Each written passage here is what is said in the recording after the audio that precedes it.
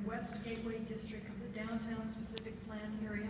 And my disapproval is based on parking. I think the project itself is beautiful, but not enough parking.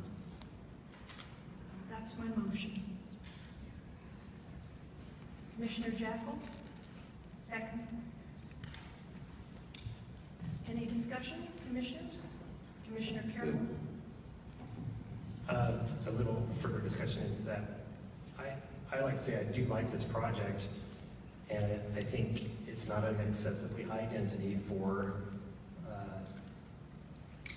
the area. It's mostly 1 and 2 bedroom. You know, it's 1 and 2 bedrooms. There's no 3 bedrooms.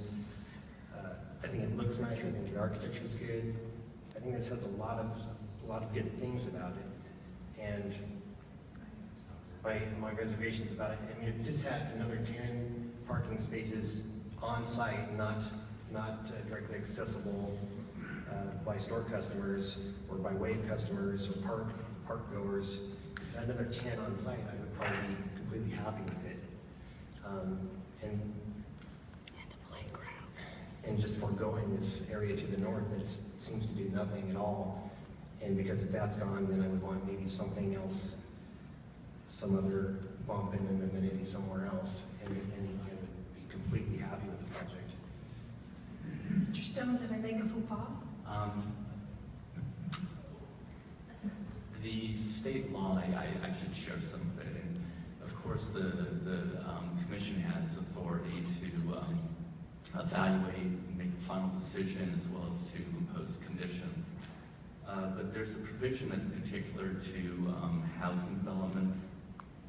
And it says, when a proposed housing development project complies with applicable, objective, general plan and zoning standards and criteria including design review standards in effect at the time the housing project application is determined to be complete, basically it has to be approved under state law. Unless there's, and this is, Go away. This is from Government Code 65589.5. And we have an attorney review that.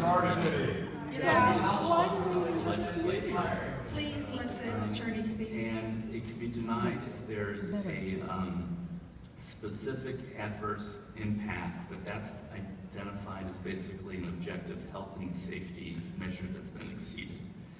And so there might be an opportunity to impose, if it doesn't, satisfy the standards, it can be denied, of course.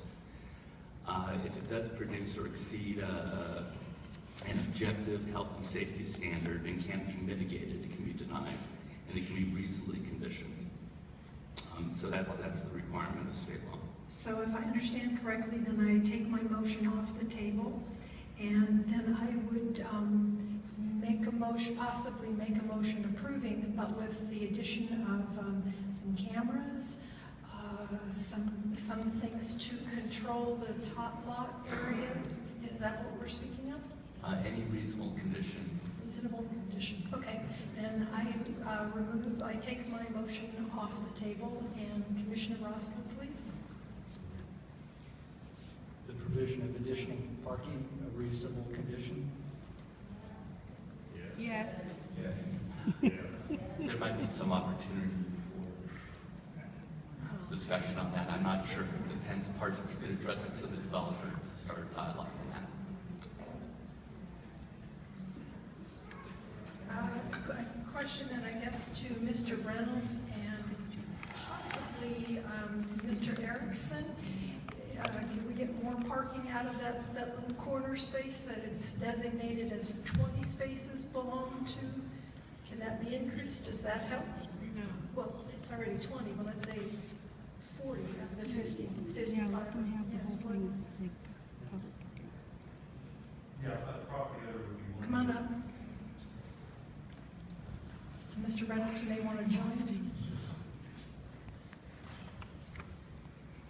The property owner would be willing to consider changing what's been currently proposed to satisfy them. So it's something you guys could, if we... That's because they're going to tear down the rest of the shopping center anyway. asked for some concession to increase the parking. Maybe there's some wiggle room.